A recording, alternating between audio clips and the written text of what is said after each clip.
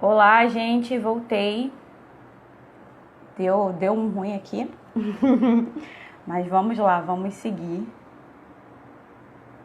Nós vamos falar sobre a vida do Anton Chekhov e sobre o bilhete premiado. Eu vou voltar aqui um pouquinho só para situar o pessoal que vai ver a gravação, tá bem? Vocês me digam aí se vocês estão ouvindo bem, por favor. A outra live travou aqui. Vocês estão ouvindo bem? Tá tranquilo? Tá beleza?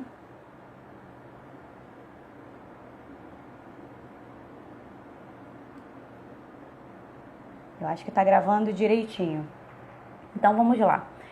O nome do nosso conto de hoje é O Bilhete Premiado. Eu vou introduzir aqui rapidinho para vocês. O nosso autor é o Anton Chekhov. E o que acontece? O Anton Chekhov, ele viveu na Rússia entre o século XIX e XX. Ele foi um médico e depois de um tempo ele passou a escrever peças, escrever contos. Ele ficou muito famoso, foi bem recebido as peças dele.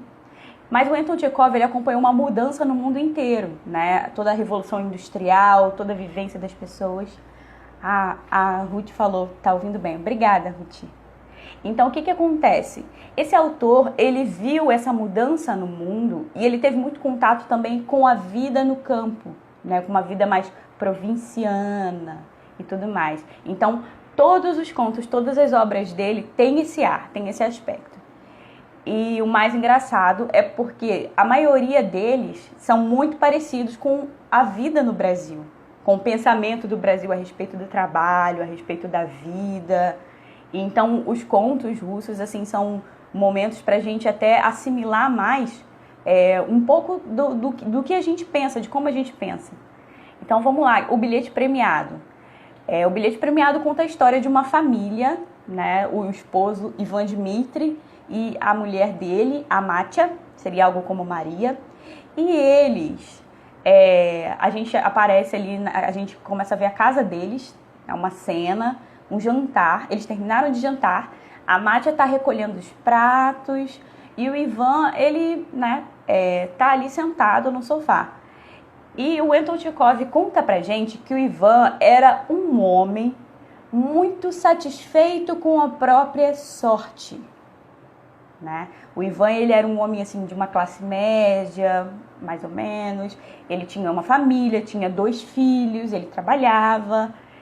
Mas ele assim, ele era aquele tipo de pessoa que não acreditava em jogo de loteria, sorte ou azar. Mas a esposa dele acreditava. E a esposa dele toda semana ia e comprava um bilhete premiado, né? Comprava um bilhete, perdão, na verdade. Na esperança de um dia ser sorteada. Seria algo como uma telecena, assim, pra gente. E então, o Ivan estava sentado no sofá e ele começou a ler o jornal, porque não tinha nada para fazer, né? Era noite já. E a Matya pede para ele dar uma olhada no jornal para ver se o bilhete dela foi sorteado. Então, o Ivan olha assim, meio que com descaso, porque ele não acredita nisso. Mas quando ele vai dar uma olhada, né, ela diz o número de série dela, que era 9499. Quando ele vai descendo o jornal, na primeira coluna, ele vê o número de série do bilhete dela. Então ele fica totalmente impactado, né? A feição dele muda. Muda o suficiente para a esposa olhar e falar assim, ele tá brincando comigo, né? E quando ela vai olhar o jornal, ela vê que é a mesma série do bilhete dela. E os dois ficam se olhando, né? Ficam se entreolhando assim, imaginando, será possível? Né? Pela primeira vez existe a possibilidade deles terem ganhado realmente esse bilhete. Então a Matya diz, mas olha aí, vê se é o número do bilhete mesmo, né? Porque o bilhete tem o número da série e o número do próprio bilhete, para saber se foi esse bilhete que foi realmente sorteado. E aí o Ivan olha e fala, não, calma, né? Nós vamos ter tempo para nos desiludirmos.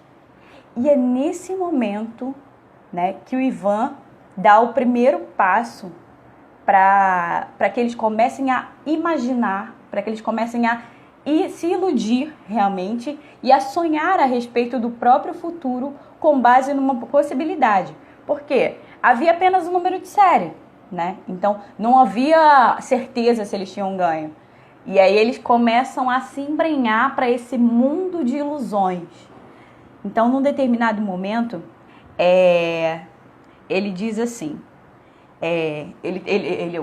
o Anton, o autor, né, ele começa a descrever o que o Ivan sentiu nesse momento. Ele diz assim, que ele sentiu um friozinho agradável, uma sensação terrível e deliciosa.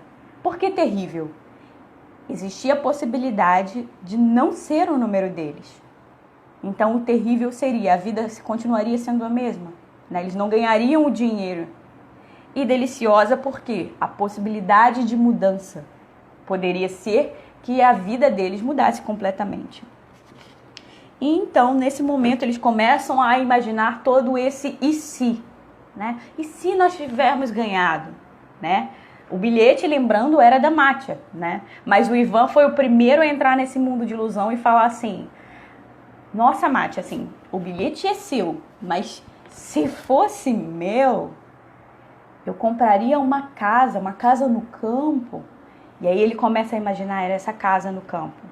E aí vocês vejam que a gente estava na sala de jantar com eles e nesse momento a gente é levado para a cabeça do Ivan Dmitri. E o que acontece lá? Né? Ele começa a imaginar a casa de campo, ele começa a visualizar um dia quente de verão na Rússia, né? A gente não está no Brasil, a gente está na Rússia. Então, um dia quente, né? A família, as crianças correndo, próximo ao riacho, todas felizes, colhendo flores. Ele, Ivan, deitado, né? Numa cadeira, admirando a paisagem, sem ter que levantar, né? E sem precisar trabalhar, nem hoje, nem amanhã, nem depois. Porque a quantia, né, do bilhete premiado era tão grande que ele não precisaria trabalhar nunca mais. Então é essa a imaginação dele, é isso que começa a ser pintado pra gente. Então o Ivan, né, depois de degustar tudo isso, de se sentir tão feliz, ele começa a imaginar, e depois como seria o outono, né? Como seria o depois? O depois seria o outono viria, e aí viriam as chuvas. Né? E aí, com as chuvas, tudo ficaria, o clima ficaria mais fechado, ficaria tudo mais confuso, ficaria tudo mais lamacento. Ele começa a enxergar mesmo a vida do campo. Eu falei assim, bem, mas com chuva eu não ia querer sair, né? Eu ia ter que ficar trancada em casa, né? Com a minha família. E aí ele começa a experimentar, ele vai do ápice, né, de toda a maravilha e possibilidade de mudar para um descontentamento, né, em ter que ficar em casa preso porque estava chovendo. E aí ele cai num tédio. Observem, né? Ele diz que enfadonho, né? Que vida é essa? Totalmente entediante. Será que o dinheiro não pode comprar nada melhor? E aí, então, depois disso, ele começa a pensar, Mátia, não, acho que uma casa de campo não seria uma boa. Acho que uma boa seria ir para o estrangeiro. Se o bilhete fosse meu, eu iria para o estrangeiro. Então, nesse momento, o Ivan começa a imaginar, falar, nossa, seria maravilhoso, porque nós iríamos para a França, depois eu iria para a Itália, iria para a Índia. Ele cita esses 3 países, e são países assim, bem diferentes da Rússia, percebam, né? A França, a Itália e a Índia são lugares mais quentes, né? As cores lá são bem mais vivas do que a Rússia. Então o Ivan pensa, fala, nossa, mas viajar é bom sozinho, né? Olha o que ele fala. Viajar é bom sozinho. Ou em companhia de uma mulher despreocupada. Porque o que acontece? O que ele imaginou? Ele se imaginou indo para a França com a Mátia. Só que a Mátia ia ficar irritada porque aconteceu alguma coisa, porque as crianças não dormiram bem, porque aquele alimento, porque os assuntos da Mátia iam girar em torno da família, iam girar em torno dos filhos. E para o Ivan isso seria totalmente chato, né? Ia estragar a viagem dele, ia estragar a experiência dele. Então, quando ele visualizou isso, ele falou, não, viajar com a Mátia não ia dar. E aí depois ele olha para a cara dela e vê que ela também está sonhando. E ele fala, Mas ela quer viajar também. Como ela ousa, né? O que ela quer ver no estrangeiro que não tem aqui? Né? Ele estava na cabeça dele e de uma hora para outra ele percebe que ela também está sonhando. E aí ele imaginou por que ela quer viajar, né? E aí depois ele começa a perceber que o dinheiro que a Mátia ganhou, provavelmente ele jamais ia tocar. Que no máximo que ia acontecer era ela dar dinheiro para os parentes dela, né? E aí surge no coração do Ivan um ódio, uma raiva da própria mulher, né? E ele diz assim, deixa eu pegar aqui para vocês, bem no finalzinho. Já olhava agora para a mulher com ódio e não mais com um sorriso. Ela também olhava para ele com maldade e com ódio.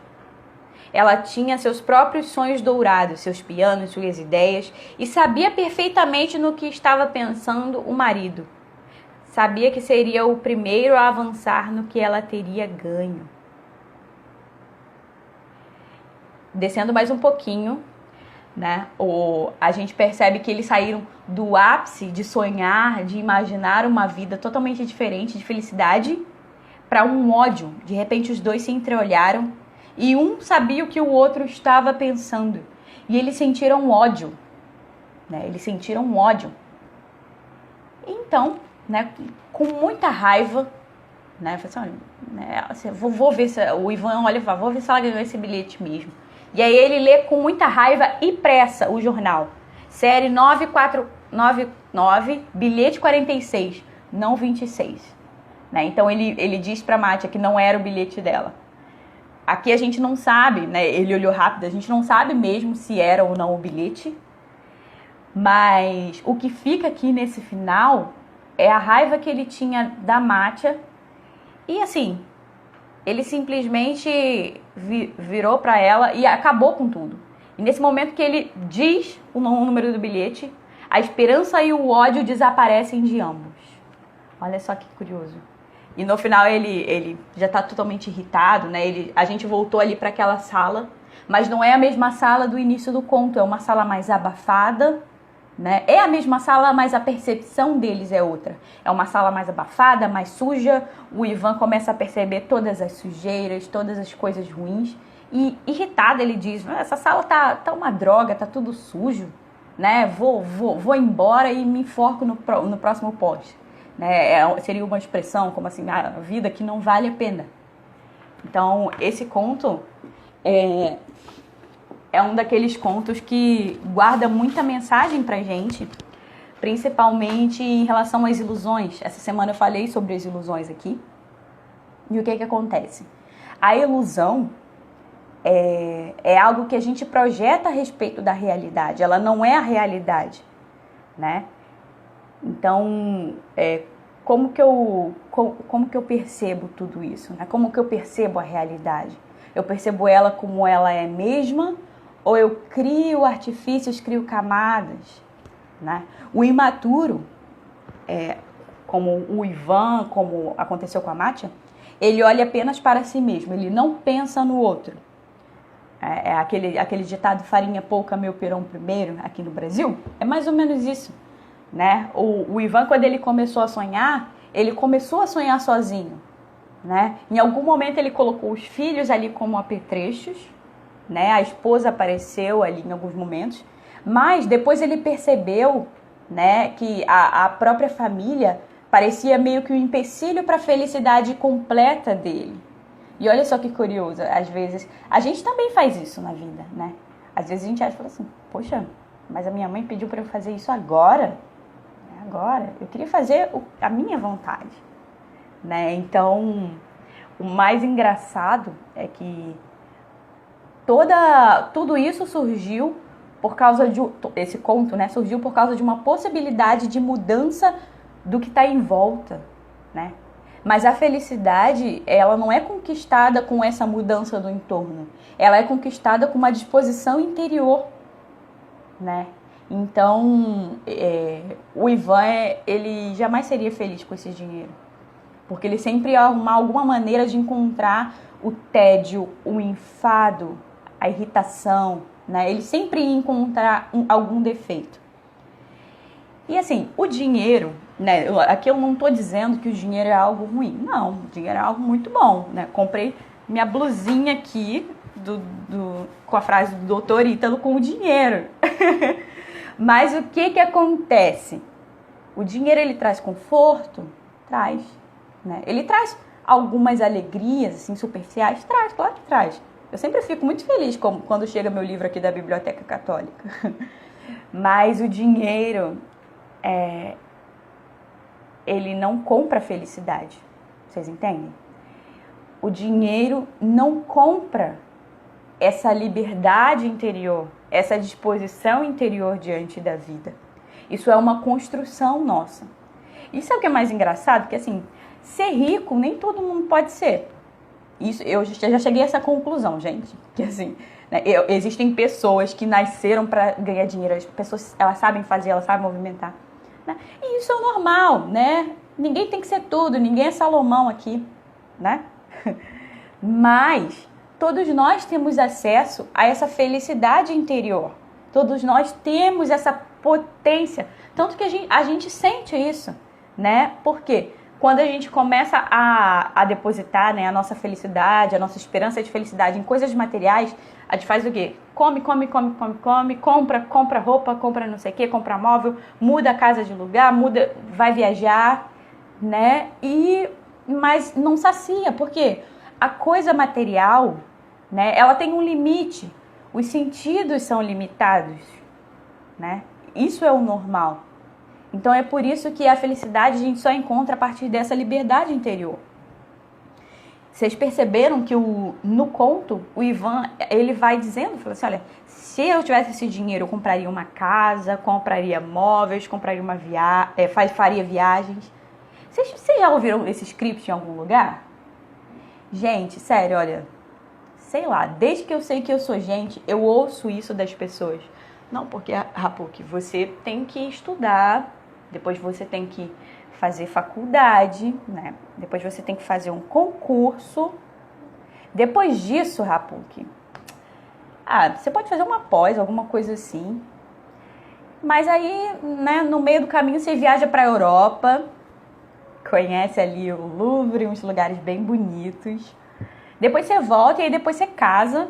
E se você quiser, você tem 1 ou 2 filhos, né?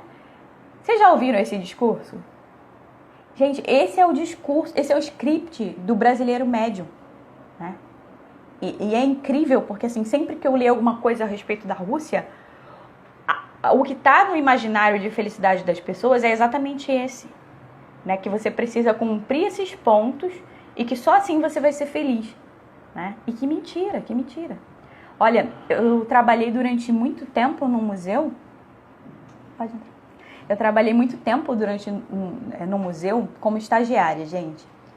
E assim, eu fiquei muito assustada, porque assim, né, quando você imagina um museu, você imagina um lugar muito bonito, né, com coisas muito belas, com as pessoas trabalhando ali com cultura, com o patrimônio. Mas a maioria das pessoas que eu conhecia lá, elas viviam muito doentes. E quando eu fui investigar isso, eu descobri o quê? Quando a pessoa passa no concurso, ela acha que a vida dela tá pronta, que acabou, né? Passei no concurso, tenho meu salário garantido. Acabou. E a pessoa se estabiliza. Só que assim, enquanto há vida, há movimento. Se você se estabiliza ali, é como se você tivesse decretado a tua própria morte em vida. O que é o caixão? O caixão, quando a pessoa morre, ela é colocada no caixão e todos os lados estão fechados. Por quê? É como uma grande moldura para uma tela. A vida daquela pessoa acabou. Mas se eu entro, né, para um trabalho, se eu passo num concurso e aí eu digo, bem, acabou por aqui, não preciso fazer mais nada, não preciso estudar, não preciso fazer nada, só cumprir a carga horária e depois me aposento, né? Essa ideia de aposentadoria em vida e assim, a vida pede movimento, né? A nossa felicidade não está nessa paralisia, nesse flat, né? A vida não é isso. A nossa felicidade está nesse movimentar-se, né? E enquanto o Ivan, para ele, o ideal de felicidade era estar na casa de campo deitado, sem ter que trabalhar hoje, amanhã nem depois, vocês percebem isso? Quantas pessoas a gente não seria tão fácil ouvir isso delas, né? Mas isso não é a felicidade, né? Pelo contrário, quanto mais você trabalha e quanto mais você olha para o teu trabalho com uma visão que transcende a matéria, né? Eu estou fazendo esse trabalho aqui agora, estou aqui com vocês agora, esse é o meu trabalho, né? Então eu espero que pelo menos uma pessoa esteja ajudando agora. Então isso é transcender a matéria, né? Não é perda de tempo, entendem? Então, um outro ponto que eu queria falar aqui com vocês. A possibilidade de riqueza revelou o que havia de pior na alma deles. Mas, numa certa medida, todos nós temos isso, né? Quando a gente pensa, enriquecer, ter dinheiro, a primeira coisa que a gente pensa é sempre algo para nós. Mas por que isso, né? Por que não pensar algo para o outro? Então, fazer esse movimento de inflexão, né? Ou se eu recebo uma quantia, ou se eu recebo uma graça, se eu recebo alguma coisa boa, por que eu não posso compartilhar? Né? E essa alegria compartilhada é o que transforma a nossa vida muito mais leve. Eu percebo, né? É diferente, né? Aqui em casa, sei lá, eu tô sentada aqui e tô com o Eduardo e a gente tá, né, bebendo junto. É diferente, porque você tá compartilhando uma alegria, um momento com a pessoa, entende? O Ivan disse assim, mentira, a Mátia disse assim, ele vai tirar o que é meu. O Ivan disse assim, ela vai atrapalhar na viagem com assuntos chatos, né? Então, eles estavam sempre num jogo, jogando um contra o outro, né? Vocês percebem que como é pesado isso, porque se a gente sempre coloca a culpa na outra pessoa, né? Não tem solução, basicamente, porque assim, quem muda o coração de alguém, eu acredito que é só Deus, assim, de verdade, porque cada pessoa é uma pessoa, né? Então, se eu boto sempre a culpa no outro, eu me eximo de responsabilidade. Então, por que ao invés do Ivan pensar assim, minha esposa é muito chata, ela vai falar sobre assuntos, né, de família, mas eu quero viajar tranquilo, sem chatice. Por que ao invés de pensar isso, ele não pensou, falou, bem, né, isso é uma preocupação para ela, né? Então, mudar a nossa disposição interior a respeito das coisas é muito mais fácil. A realidade, ela se apresenta pra gente como ela é, né? A realidade é isso. Mudar a realidade é impossível. E rejeitar a realidade é rejeitar o plano divino para as nossas vidas, né? Oi, Carol. Olha, não sei se você está ouvindo ou não, mas aí depois vai ficar gravada a live e você ouve de novo. Mas vocês entendem? A vida, ela é como é. Não adianta querer relutar. E, gente, assim, ao longo de toda a minha vida, eu sempre vi pessoas relutando. Eu sempre fui a pessoa que relutava contra a realidade, né? Em coisas mínimas, em coisas pequenas. Falava, mas por que essa pessoa quis me atrapalhar agora, né?